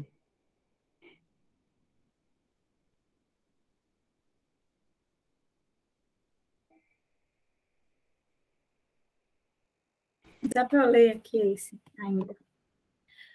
O nome deste dom pode causar estranheza e confusão, pois muitos os entendem em sentido negativo, como se devêssemos ter medo de Deus. Na verdade, trata-se do dom divino que nos leva a temer por Deus, no sentido de não querer que ele seja desprezado e deixado de lado, nem pelos outros, nem por nós mesmos. É o santo temor de Deus, de que Deus seja ofendido ao mesmo tempo. É o sadio temor das consequências do afastamento de Deus, consequências que não consistem num castigo imposto por Deus, mas sim na decorrência natural da nossa própria possibilidade de optar por viver longe dele. Deus respeita a nossa liberdade a tal ponto que não nos impede de odiá-lo se assim escolhermos. Por isso mesmo, ele tampouco impede as consequências desse ódio voluntário, que se resume ao afastamento eterno de Deus. Está com a setinha aí. Decretado por nós próprios. Decretado por nós próprios com a nossa liberdade e arbítrio. Dom de santo temor de Deus nos ajuda assim a evitar tudo que nos afasta dele, ou seja, o pecado, e não por medo do castigo, mas pela justa consciência de que, ao nos afastarmos dele, nós próprios o perdemos voluntariamente. Ou seja, não é ter medo de Deus, né? O temor de Deus. É temer situações e possibilidades que levem ou sujem ou manchem ou tirem essa autoridade de Deus nas realidades. Isso se chama temor de Deus. Deu para compreender direitinho o que é a questão dos sacramentos, depois do sacramento da crisma, né? E para concluir esses momentos, eu coloquei uma partezinha em específico sobre a nossa missão dos padrinhos e madrinhas, né? O sacramento da crisma deve ser dado às pessoas conscientes, a fim de que possam compreender o que estão assumindo no momento que confirmam a fé. Justamente por isso que a crisma vem chamada de o sacramento da maturidade cristã, que eu só recebo a partir dessa maturidade minha, onde livre e espontaneamente decidimos assumir e testemunhar nossa fé, corajosamente, entusiasticamente, otimista e realisticamente. É ter consciência de que nós somos a igreja e ela tem a cara que escolhermos. Isto é, se formos católicos de meia tigela, será uma igreja de meia tigela. Se formos testemunhas, ela será uma igreja vibrante, assumida, transformada, participativa, que faz acontecer o mundo que Deus quer. Então, a igreja vai depender de cada um, porque nós somos igrejas. Se a gente escolhe ser uma igreja não vivificante, a igreja não será. Então, depende muito de nós, a igreja. Primeiro, porque nós somos igreja. Segundo, porque nós fazemos a igreja. Então, a igreja vai ter a nossa cara. Se a igreja está assim, ou daquele jeito, fomos nós que a constituímos assim. Mesmo que o Espírito Santo, mesmo que Deus tente agir. Se nós não assumirmos essa posição de transformar essa realidade numa igreja viva, aí ela não será. Na crisma, o cristão recebe o Espírito Santo como os apóstolos receberam no dia de Pentecostes. Esse dom é força para testemunhar Jesus Cristo por toda a parte. No sacramento da crisma se faz o gesto de ungir a pessoa com um óleo perfumado. O que se quer dizer com este gesto? Na segunda carta de São Paulo aos Coríntios, ele diz que pelos cristãos, Deus espalha por toda parte o perfume do conhecimento de Cristo. Em toda parte onde o cristão estiver, devia se sentir cheiro de Cristo. Que cheiro é esse? É o amor, a bondade, como a gente já falou anteriormente, né? Então, pela sua atitude, o cristão dá testemunho de Cristo. Isso acontece pela força que o Espírito Santo lhe dá. Ninguém consegue esta força se Deus não dá. Por isso, nesse sacramento se festeja esse presente de Deus. Qual é a missão nossa, dos padrinhos e madrinhas de Crisma? Na Crisma, o padrinho ou madrinha serve como testemunha e garante que aquele ou aquela que vai receber a Crisma é idôneo para ser achado membro verdadeiro da igreja e plenamente um cristão fiel. Então, nós, os padrinhos e madrinhas, somos testemunhas da igreja, junto a esse crismando e junto à sua família também, para que ele é realmente, para dizer que realmente ele é digno de estar ali sendo partícipe dessa comunidade, dessa igreja. E também, né, fazer com que essa pessoa continue a ser firme na fé nesse caminho. Por isso, o padrinho ou madrinha de Crisma deve ser batizado e católico participante, ou seja, praticante, ter feito a primeira comunhão, recebido a Crisma, amar a igreja e demonstrar nela o amor a Cristo e aos irmãos. Não tem impedimento grave, né, como alguns que eu já coloquei aí. Deve ser alguém que cumpra o preceito de participar das missas todos os domingos, ou sábado à noite, no caso, que é do domingo, e nos dias santos. Não escolha o padrinho ou madrinha apenas por amizade e familiaridade. Escolha para ajudá-lo a vivenciar a sua fé. Os padrinhos, assim como os pais, são responsáveis pela formação religiosa dos seus afilhados. Devem acompanhá-los em sua caminhada na igreja e garantir-lhes uma vida cristã, dando-lhes o exemplo e o testemunho de fé. O padrinho de Crisma contrai um parentesco espiritual com seu crismando. Portanto, existe uma obrigação do padrinho em assistir o seu afilhado em suas necessidades, principalmente espirituais. Entretanto, o quanto do tempo disponível deverá ser dispensado ao afilhado deverá ser tanto quanto o crismando necessitar, claro, seguindo um bom senso. Ou seja, nós, os padrinhos e madrinhas, nós nos tornamos parentesco desse nosso afilhado. Devemos estar ao lado dele para ajudá-lo ou dela, para ajudá-lo ou ajudá-la a ser realmente esse cristão participativo, ativo, né, e vivenciador dessa fé em Cristo. Portanto, o padrinho ou madrinha é a testemunha da igreja na vida do crismando, pois além de ser o escolhido por afeto, pelo carinho que se tem, é o escolhido por Deus para se fazer presente na vida da pessoa que o escolheu, fazendo com que Cristo seja permanentemente vivenciado e experimentado. Certinho?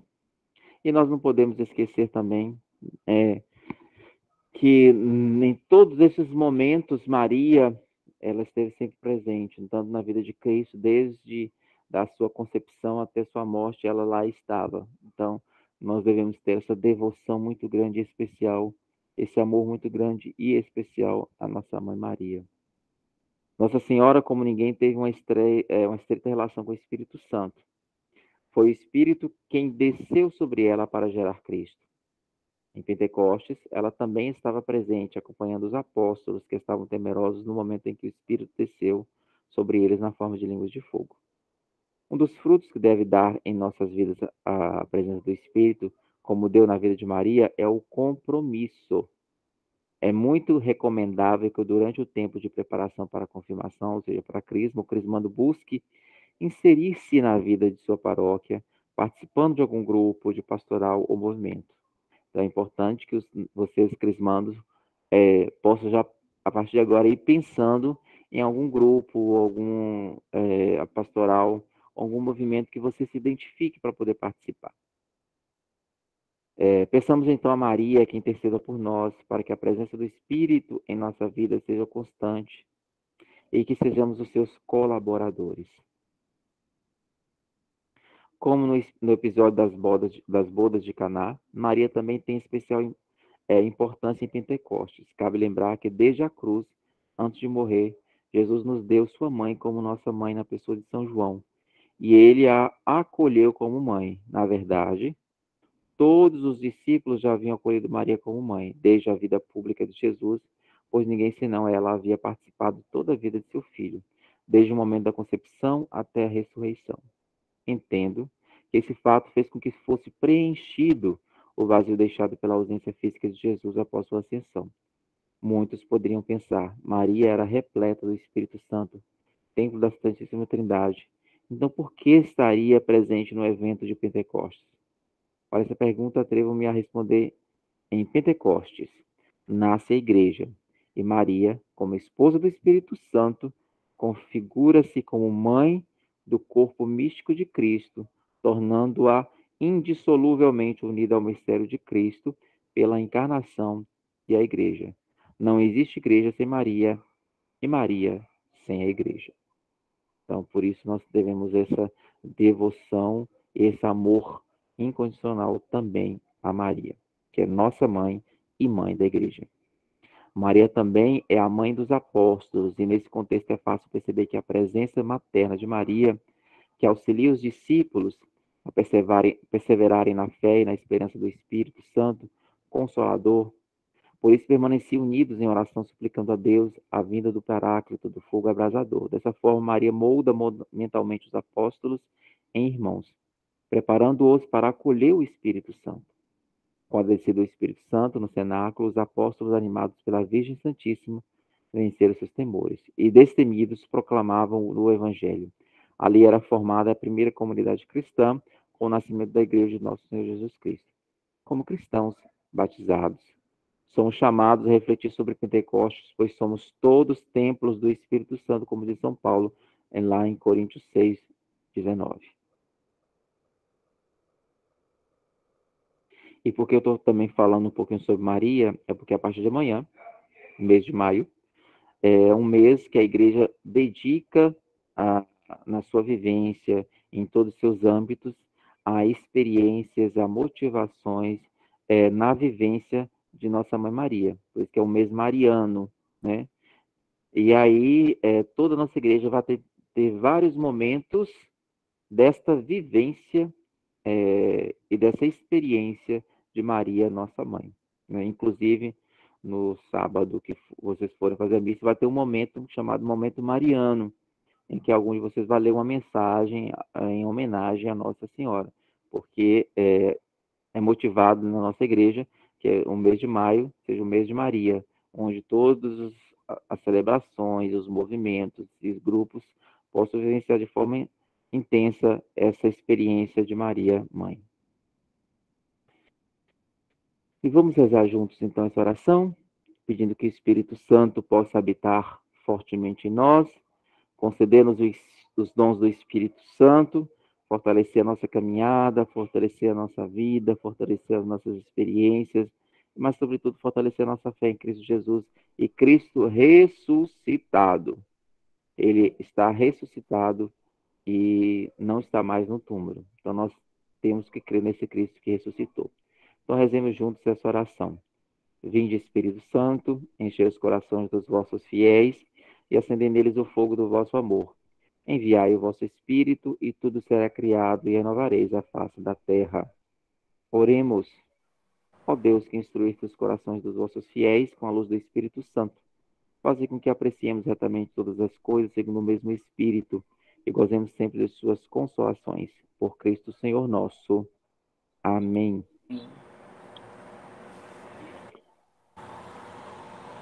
E aí, tudo certinho? Tudo em ordem. Deu para entender direitinho? Deu.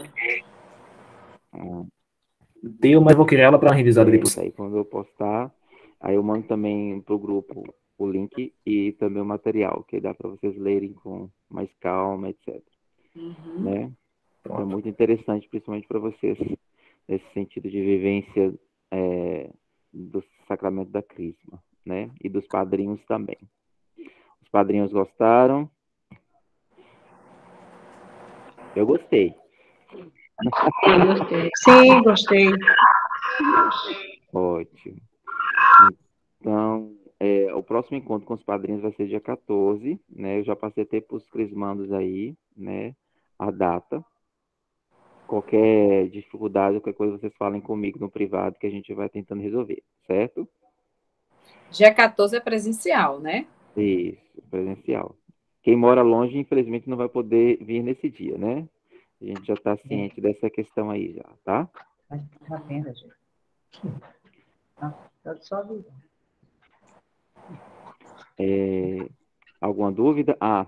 Tem uma coisa não muito boa. Nós estávamos programados a nossa crisma para dia 4, porém o bispo ele tem um compromisso nessa data, e ele é o único que estaria disponível, os outros não estão mais nessa data, e não pode ir mais nesse dia 4. Então, ele marcou para dia 11, ao invés de ser dia 4, 11 de junho. De junho? De junho. Do mês 6, não é isso? Isso, ao invés do dia 4, Eu ser vou dia aí por acaso. 11, a crisma. Dia 11, não é Às isso? 15 horas. Às Exatamente. 15 horas. Exatamente. Então, no caso, é no sábado. Isso, continua no sábado, mas só que é dia 11. Esse vai ser o dia da crisma, não é Isso, isso? o dia da crisma. Esse é o dia da crisma. Aí ele não falou ontem, né? A gente recebeu notícia ontem que ele não podia mais. E os outros já estavam todos compromissados, porque mandam-se as datas no início do ano, né? E aí eles vão assumindo. Então, consequentemente, por estar. Pentecostes é no domingo, né? Então, muitas, são cento e tantas poucas paróquias, né? Todos querendo rezar em Pentecostes, então não dá. Então, aí eles tiveram que fazer esse encaixe aí para poder ser realizado. Então, é dia 11, tá? No grupo, já coloquei lá o valor, né? Então, vocês já estão todos cientes. Certo? Ô, José, você falou que naquele valor vai estar incluso a camisa. Então, a gente vai de calça? Como é que é? Isso, é calça Todo mundo jeans, de calça. Calça jeans, azul, claro. Calça jeans azul claro. Aí pode usar sandália José ou Carlos, tênis, de acordo com o que você quiser. uma dúvida. Sim. O padrinho tem que ser crismado também? Sim, padrinho, madrinha tem que ser crismado. Não pode ser não crismado. Eu acho que Mari não é. Isso aí, vamos ver. Depois você dá uma olhadinha com ela e me dá um retorno lá no privado, viu? Que a gente, pra gente, que a gente pode fazer. Tá certo. Porque assim, o padrinho vai ser padrinho de crisma, então ele tem que dar testemunho para você de ser crismado. Então, por isso tem que estar crismado. Como o do batismo, tem que ser batizado, porque vai ser padrinho de batismo, então tem que dar testemunho de batismo. Certinho? Tá tudo certinho. José, me tire só uma dúvida, né? No dia da crisma, primeiro Eucaristia e crisma, não é isso? Não. No dia da crisma é crisma. Só a crisma. E que dia vai ser? A primeira Eucaristia, eu coloquei até lá no nosso card. A primeira Eucaristia vai ser no dia do retiro, que é dia 29. Ah, tá, desculpe. Não, tá Entendi certo. agora. É porque eu achei que o retiro não mais, depois dessa mudança. 29 de maio, né? 29 de maio. É um domingo. Então, por isso... Eu preciso sair que eu tenho um compromisso. Isso, ele me avisou. Tá Tranquilo, bom? viu? Pode ir. Tá? Obrigada. Por nada. Ô, José, vai ser no dia 29 de maio. Ah, sim. Que é um domingo. 29 de maio, retiro vai ser Eucaristia. É crisma depois dia 11.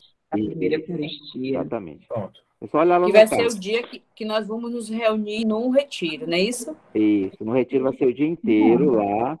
Aí nós vamos dividir a questão do almoço, porque o valor que vai estar incluso é só o valor do local. O almoço vai ser partilhado. Cada um vai levar um prato e a gente vai colocar lá em comum e nós vamos alimentar tanto nos lanches e almoço. E a gente não vai ter um bolo de crisma, não? A gente está pensando que com esse valor que vocês vão pagar, deve sobrar uns reaisinhos, né? E a gente vai fazer pelo menos o bolo. Aí depois a gente vai ver a forma, se realmente der certo, que a gente vai fazer o orçamento, né? Para ver quanto vai. Não, tranquilo, Porque aí vai tirar uma foto, né? Aí a gente vai ver se salgadinhos, docinhos, essas coisas, se der para comprar o que der, a gente compra. Depois a gente passa para vocês, porque se der para acrescentar mais alguma coisa, vocês puderem trazer alguma coisa para partilhar, aí vai ser bom, né? Porque vai depender muito do valor do bolo. Mas geralmente a gente faz, tá? O bolinho para poder partilhar. Nem que a gente, cada um dê uma contribuição a mais, só para a gente ter um bolo. Não, eu acho que o bolo a gente vai fazer mesmo. Agora, doce, salgado, essas coisas, que a gente acho que a gente vai dividir entre as turmas, cada um vai levar uma coisa para poder partilhar no dia. Tá certo. Refrigerante, essas coisas, né, descartáveis. Tá bom. Geralmente a gente pensa nisso. No retiro tem estacionamento? Tem na frente. Na frente da igreja tem. Hein? A gente pode estacionar, né? Isso, pode. Tá bom. Lá é um local muito bonito, ali no Santo Antônio da Barra. Na igreja de Santo Antônio da Barra. Do lado tem um local, que é dos jesuítas também, né? Que a gente é um local de retiro. Então, vai ser lá. Ah, tá bom. É muito bonito lá. A gente vê o mar assim do fundo. É bem legal. É realmente um momento para a gente fazer um retiro. Vai ser... Alguma dúvida mais? Eu acho que não. Não, agora não. Tá certo. Qualquer coisa vocês me falem, tá bom? Tá, gente? Então, um Tá bom certo. final de semana para vocês. Que Deus abençoe. Os próximos encontros. Não esqueça. Dia 7, a missa de vocês. Quem é que vai fazer leitura? Salmo. Preces, essas coisas. Vamos lá. Que eu estava até esquecendo. Que é semana que vem. Quem quer fazer leitura? Primeira leitura? Eu faço, José. Guilherme. Salmo, Eu posso fazer leitura também. Então, segunda leitura, Robson. E o Salmo, quem vai fazer?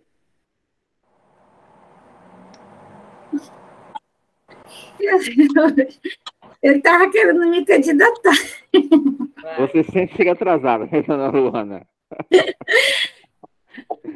É por causa de Aruna, às vezes aí eu tenho que cuidar deles antes de eu sair, porque tem que deixar tudo organizado, dar comida no horário, porque depois quando eu voltar tem que dar de novo, porque só eu que faço isso.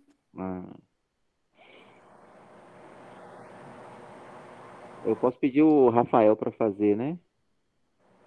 Ele sempre participa. Hoje ele não participou porque está trabalhando, então ele não pôde sair, porque hoje foi escalado para trabalhar. Então ele não pôde vir. E as preces, quem pode fazer?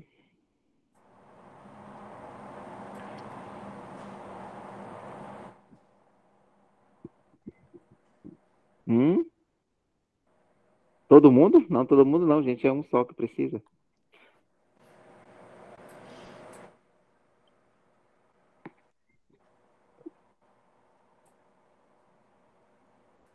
E aí? Jorlan, você vai estar no dia? Na missa? Sábado que vem? José, eu tô com a minha vida final de semana um pouco embolada por causa do trabalho, mas eu não posso garantir, não. Mas se eu for, eu posso fazer uma leitura sem problema. Mas a gente tem que ter certeza, porque senão a gente fica lá esperando e não sabe. Eu tô meio embolado, eu tô vendo aqui já como é que eu vou fazer pro retiro dia 29. É isso. Eu já tô matutando aqui o que é que eu vou fazer.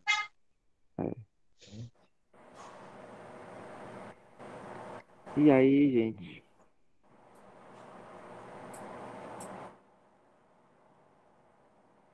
Eliana, você não vai na missa não, Eliane? José, eu vou na missa. Eu vou. E aí não pode fazer?